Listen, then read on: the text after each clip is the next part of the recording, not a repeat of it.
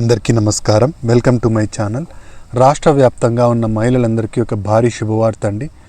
నిన్న జరిగిన క్యాబినెట్ మీటింగ్లో మన సీఎం చంద్రబాబు నాయుడు గారు ఆడబిడ్డ నిధి పథకం 18,000 రూపాయలు ఏదైతే అందించనున్నారో ఆ పథకానికి గ్రీన్ సిగ్నల్ అయితే ఇవ్వడం జరిగింది. దీనికి సంబంధించి క్యాబినెట్ మీటింగ్లో చర్చ అయితే జరిగిందండి.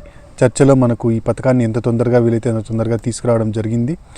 అయితే ఈ పథకం ఎప్పటి నుంచి మొదలు కాబోతోంది, మహిళలు అప్లై ఎలా చేసుకోవాలి, అర్హులు ఎవరు అనర్హులు ఎవరు, అలాగే ఏ డాక్యుమెంట్స్ కావాలి, ఎప్పటి నుంచి అప్లికేషన్ల స్వీకరణ ఉంటుంది, ఇలాంటి పూర్తి వివరాలన్నింటినీ మనం ఈ వీడియోలో అయితే చూసేద్దామండి. మీరు ఇంతవరకు నా ఛానల్ని సబ్స్క్రైబ్ చేసుకున్నట్టయితే దయచేసి సబ్స్క్రైబ్ బటన్ పైన క్లిక్ చేసి గంట సింబల్ పైన ప్రెస్ చేసి ఆల్ పైన క్లిక్ చేయండి. దీనివల్ల నేను చేసే ప్రతి వీడియో యొక్క నోటిఫికేషన్ మీకు అందుతుంది. ఏపీ ప్రభుత్వ పథకాలకు సంబంధించిన ఏ సమాచారాన్ని మీరు మిస్ అవ్వకుండా ఉంటారు. లైక్ చేయండి, షేర్ చేయండి, వీడియోని ఎక్కడా స్కిప్ చేయకండి, చివరి వరకు చూడండి. దీనివల్ల ఇంపార్టెంట్ పాయింట్స్ మిస్ అవ్వకుండా ఉంటారు. ఇక ఆలస్యం చేయకుండా వీడియోలోకి అయితే వెళ్ళిపోదాం. రాష్ట్రంలోని మహిళల శ్రేయస్సే ప్రధాన లక్ష్యంగా మన కూటమి ప్రభుత్వం అడుగులు వేస్తోందండి. ఇప్పటికే తల్లికి వందనం పథకానికి గ్రీన్ సిగ్నల్ ఇచ్చి ప్రతి విద్యార్థికి 13,000 రూపాయలు అందజేయడం జరిగింది. సంవత్సరానికి 3 సిలిండర్లతో మహిళలను ఆదుకోవడం జరిగింది. అలాగే మనకు ఉచిత బస్సు సౌకర్యాన్ని కూడా కలిగించడం జరిగింది మహిళలందరికీ. అయితే మహిళల శ్రేయస్సులో చివరిదైన ఆడబిడ్డ నిధి పథకానికి కూడా గ్రీన్ సిగ్నల్ ఇస్తూ రాష్ట్ర ప్రభుత్వం నిర్ణయం అయితే తీసుకుందండి. అయితే ఈ పథకం రావాలి అంటే కొన్ని అర్హతలు అయితే కలిగి ఉండాలి. ఆ అర్హతలు ఏంటో చూద్దామండి. మహిళలు ఆంధ్రప్రదేశ్ నివాసి అయి ఉండాలి. కేవలం ఆంధ్రప్రదేశ్లో నివాసం ఉన్న మహిళలకు మాత్రమే ఈ అవకాశం ఉంటుంది. అంటే మీ ఆధార్ అడ్రస్ ఆంధ్రప్రదేశ్ది అయి ఉండాలి. వేరే స్టేట్ది ఉన్నట్టయితే దాన్ని తీసుకోవడం జరగదనమాట. కేవలం ఆంధ్రప్రదేశ్ అడ్రస్ ఉన్న వాళ్ళకి మాత్రమే తీసుకోవడం జరుగుతుంది. ఇక నెక్స్ట్ వచ్చేసి వయసు అండి. వయసు వచ్చేసి 18 సంవత్సరాల నుంచి 59 సంవత్సరాల మధ్య ఉండాలండి. ఇక నెక్స్ట్ వచ్చేసి హౌస్ హోల్డ్ మ్యాపింగ్ అండి. హౌస్ హోల్డ్ మ్యాపింగ్లో మీరు మ్యాప్ అయి ఉండాలి. ఒకవేళ మీరు ఇల్లు మారినట్టయితే మీరు మ్యాపింగ్ అనేది చేసుకొని ఉండాలి. ఇక నెక్స్ట్ వచ్చేసి బ్యాంక్ అకౌంట్ ఏదైనా కలిగి ఉండాలి, లేదా పోస్ట్ ఆఫీస్ అకౌంట్ ఏదైనా కలిగి ఉండాలి. ఇక నెక్స్ట్ కులం చూసినట్టయితే కులం ఎస్సీ, ఎస్టీ, బీసీ, మైనారిటీ వర్గాలకు చెందిన వాళ్ళకే కాకుండా ఓసీ వర్గానికి చెందిన మహిళలకు కూడా ప్రభుత్వం అవకాశం అయితే కల్పించనుందండి.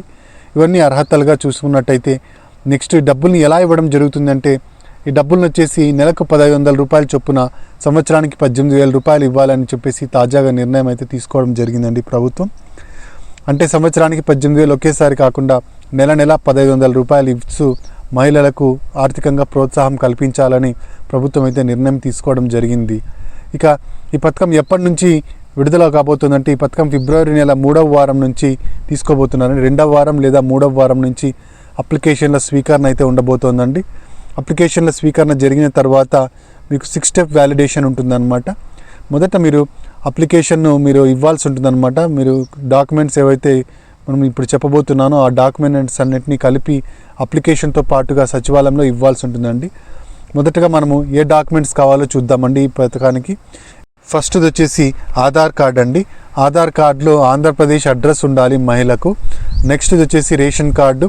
రేషన్ కార్డులో మీరు ఈకేవైసీని పూర్తి చేసి ఉండాలండి. మనకు ప్రభుత్వం స్మార్ట్ రేషన్ కార్డు ఇచ్చింది కదండి. తెల్ల రేషన్ కార్డు కలిగి ఉన్న మహిళలకి అవకాశం అండి. మనకు ప్రభుత్వం ఏ పథకం తీసుకొచ్చినా అది కేవలం తెల్ల రేషన్ కార్డు ఉన్న వాళ్ళకి మాత్రమే ఇవ్వడం జరుగుతుంది. బిలో పావర్టీ లైన్ ఉన్న వాళ్ళను మాత్రమే ఆర్థికంగా ఆదుకోవడం జరుగుతుంది. కాబట్టి తెల్ల రేషన్ కార్డు ఉన్న వాళ్ళకి మాత్రమే అవకాశం ఉంటుంది మనకు. ఇక అంతేకాకుండా రేషన్ కార్డులో మహిళలకు ఈకేవైసీ ప్రక్రియ అనేది పూర్తి అయి ఉండాలండి. ఈకేవైసీ ప్రక్రియ పూర్తి కాని మహిళలకు ఈ పథకం అనేది రావడం జరగదన్నమాట. మీరు ఇంతవరకు ఈకేవైసీ ఇంకా పూర్తి చేయనట్టయితే దగ్గరలో ఉన్న రేషన్ దుకాణానికి వెళ్ళి అక్కడ మీ బయోమెట్రిక్స్ ఇచ్చి ఈకేవైసీ ప్రక్రియను అయితే పూర్తి చేయొచ్చండి. లేదా మీరు సచివాలయంకి వెళ్ళి అక్కడైనా ఈకేవైసీని అయితే పూర్తి చేయొచ్చు. రేషన్ కార్డుకి ఈకేవైసీ ఉంటేనే వ్యాలిడ్ అవుతుందండి. రేషన్ కార్డుకి ఈకేవైసీ లేకపోతే మహిళలకు ఈ పథకం అనేది రాదు. ఇక నెక్స్ట్ వచ్చేసి బ్యాంక్ అకౌంట్ అండి. మహిళకు బ్యాంక్ అకౌంట్ కానీ లేదా పోస్ట్ ఆఫీస్ అకౌంట్ కానీ ఏదున్నా పర్వాలేదు. ఆ బ్యాంక్ అకౌంట్ జిరాక్స్ కాపీని అయితే ఇవ్వాల్సి ఉంటుందన్నమాట. మీకు బ్యాంక్ అకౌంట్ కానీ పోస్ట్ ఆఫీస్ అకౌంట్ కానీ రెండూ లేనట్టయితే పోస్ట్ ఆఫీస్ అకౌంట్ చేసుకోండి, అది బెటర్గా ఉంటుంది. మీకు డబ్బులు ఖచ్చితంగా పడడం జరుగుతుంది. అకౌంట్ ఓపెన్ చేయడం కూడా సులభంగా ఉంటుంది.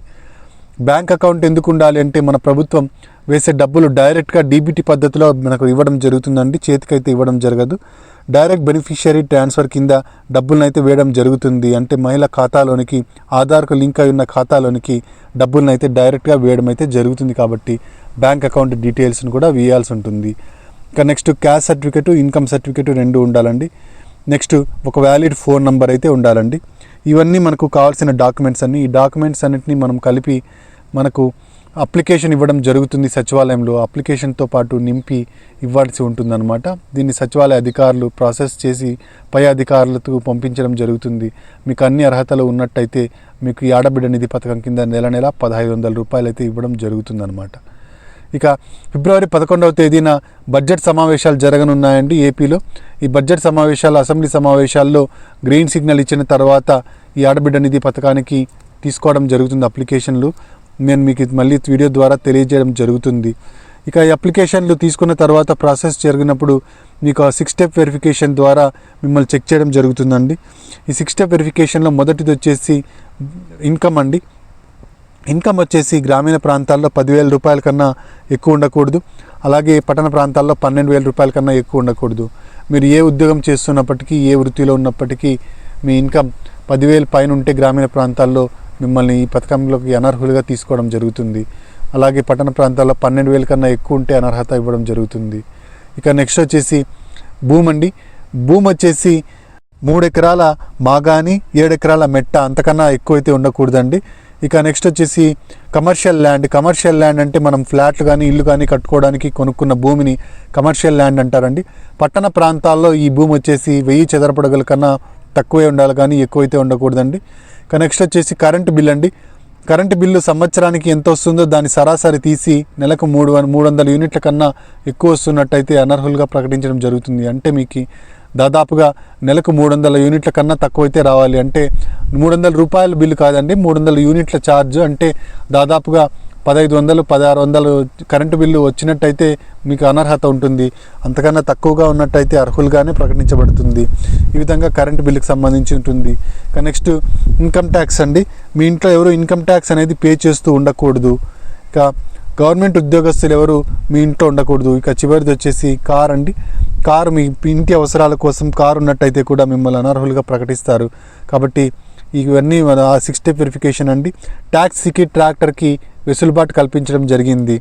ఈ 6 స్టెప్ వెరిఫికేషన్ ద్వారా మిమ్మల్ని చెక్ చేసి మీకు అన్ని అర్హతలు ఉన్నట్టయితే మీకు ఆడబిడ్డ నిధి పథకం కింద నెల 1,500 రూపాయలు మీ బ్యాంక్ అకౌంట్లోకి అయితే వేయడం జరుగుతుంది.